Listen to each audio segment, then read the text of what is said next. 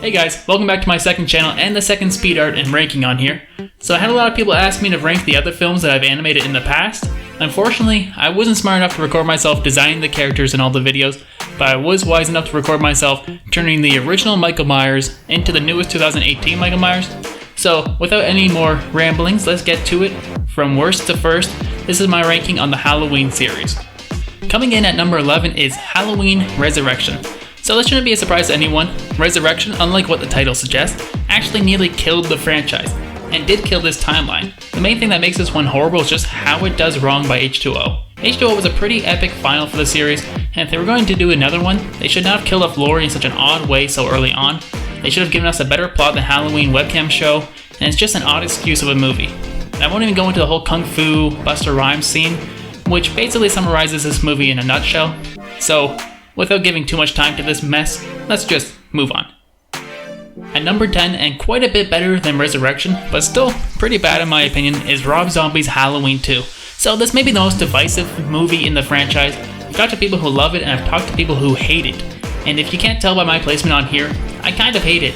It really just doesn't feel like a proper Halloween film. Sure, it has Michael, but he's a hobo.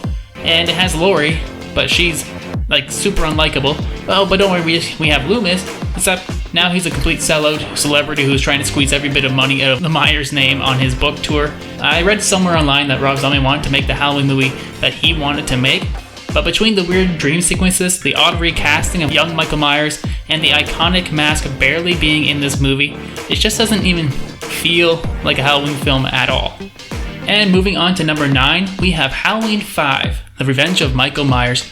Okay, so for me, part 5 is where things kind of fell off the tracks in this franchise. Don't get me wrong, I still get a little bit of enjoyment out of this film, but everything it does is just a little worse, or a lot worse than the previous films. The mask is worse, Jamie is misused, the music choices are odd, and they turn Loomis into like a raging lunatic.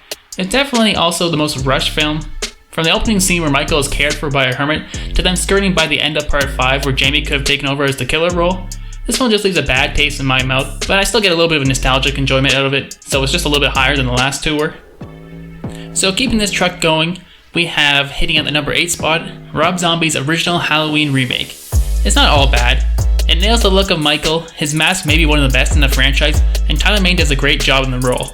Unfortunately, Rob Zombie went full hellbilly on his origin story and completely sucked away any mystery from Michael Myers, and what follows is just a pale, grungy imitation of the original film. Now, if I saw this film before I saw the original one, I may have a slightly different opinion of it, but minus the troubled first half, this adds little to the Halloween series, at least for myself. And sliding in at number 7 is Halloween, The Curse of Michael Myers. Yeah, I put this one above part 5, mainly because it's actually competently made and feels in tone with the first few entries in the series. It's truly a shame that this film was so bogged down by the lore started in the 5th part, but I respect that they, instead of ignoring the problematic plot points, it takes them head on, and you can tell the writers for this film had a lot of respect for the franchise, the good parts and even the nitty gritty parts. So this film may be a mess, but I look at it more as an interesting conclusion to a troubled trilogy. And also we get Paul Rudd and Donald Pleasance's last film as Dr. Loomis, this time not acting like a raging psycho. For that alone, it kind of ranks higher than the previous few movies. So from this point on, I'd say the quality of the next films on this list are far and above what came before it. And coming in at number 6 is Halloween H2o. I feel like it was a step in the right direction, despite it being short-lived. We have Jamie Lee Curtis returning to the role that made her career, and she truly gives her all to this part. What may hold this film down a little bit is the residue left over by the Scream franchise, where basically every horror film in the late 90s and early 2000s had to have this tongue-in-cheek, Dawson's Creek-esque wit that doesn't quite fit in with the earlier films in the franchise. But while looking at it on its own, it is a rather effective film. I'd say the opening sequence back in Haddonfield and the closing 15 minutes of this movie elevate it quite a bit, and while the middle is a little disjointed, it has two great pieces of bread that really bind it together pretty well. And yeah, there's the whole mask debacle, where Michael's mask looks different sometimes within scenes, and the annoyance of seeing his eyes clearly, which really bothers me. So that's why this film is smack dab in the center here. It has an interesting plot and good acting, but is mixed with odd production choices that hinder its legacy, to say the least. And coming in just above H2o at number 5 is the other long-awaited sequel where Laurie faces off against Michael, Halloween from 2018. Alright, so some of you are going to be a little surprised to this second best reviewed Halloween film, at number 5 on my list, and I was a little surprised by my own rankings when I wrote this down, but I think this film was ruined by my own enormous anticipation for it. There was no way it could live up to the hype, and all the marketing kept telling us how this film was going to right the wrongs of the other sequels and give us a more concise timeline, but what we got was a lot of references to those earlier films, and sometimes scenes taken straight from those now not canon sequels, and it ended up feeling more like a best-of movie than a cohesive story. And also the whole doctor subplot where he plays evil taxi driver to get Michael to the kill spot, only to be taken out immediately after, is certainly the sweatiest part of the film. But I think the opening and Michael's escape are great scenes, and Laurie dealing with PTSD is probably the most real the franchise has ever gotten. But I do think the ending climax of the movie was a little disappointing, and not as epic as even H2O's final showdown, but they had to make sure they left the door open for sequels to come. I just wish that it could have been a little bit more finite. So, at number 4 on my list is Halloween 2 from 1981.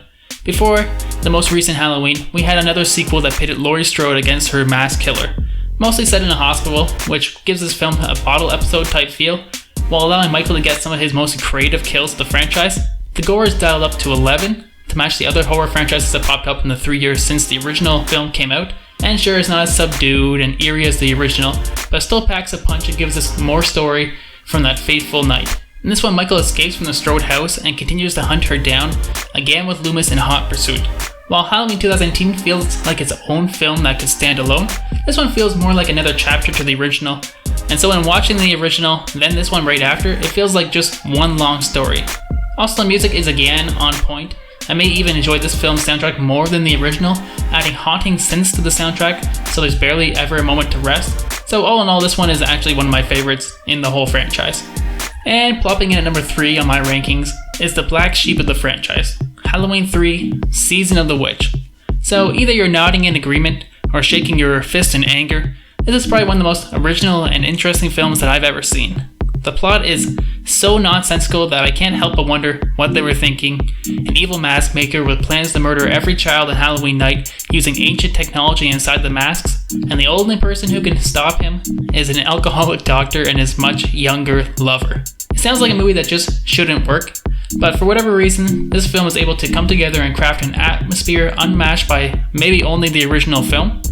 And no, Michael Myers does not appear anywhere in the movie officially, and I imagine if I saw this film expecting him to appear, I'd be pretty upset. But looking at it as like the standalone film that it's meant to be, I think it's actually well crafted and well worth your attention. So coming in at number 2 on my list is Michael Myers' first triumphant comeback, Halloween 4, The Return of Michael Myers. This is probably the most Halloween-y feeling of the franchise. The mood it's able to strike while breezing over some of the more ridiculous plot points, like how Michael survived at the end of part 2, is actually quite spectacular. And yeah, his mask looks pretty awful in this film. Even though they used the same mold as the first one, the hair was just matted down and the white paint was layered on way too thick. But that doesn't stop the film from being pretty effectively terrifying. Without Laurie Strode returning, the film was able to tackle more characters, including her daughter Jamie, played extremely well by Danielle Harris, who becomes a new target for Michael after he wakes up from a 10-year coma. And like before again, we get Loomis pursuing our masked killer. Sure, maybe it comes off a little bit as like a soft reboot to the franchise, but it's done competently and gives us some of the best kills and secondary characters to date. So all in all, this is probably the best sequel so far, at least in my opinion. And at number 1 on my list is the original Halloween. This was probably expected. It isn't just the best film in the franchise, it may be the best slasher of all time.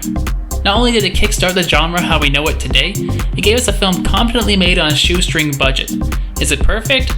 Probably not. Some of the acting's a little cheesy and wooden, and maybe it isn't as scary rewatching it now as it was when it first came out, but the film is so well put together, you're willing to forgive it for any mistakes you may find. Did it invent the slasher genre?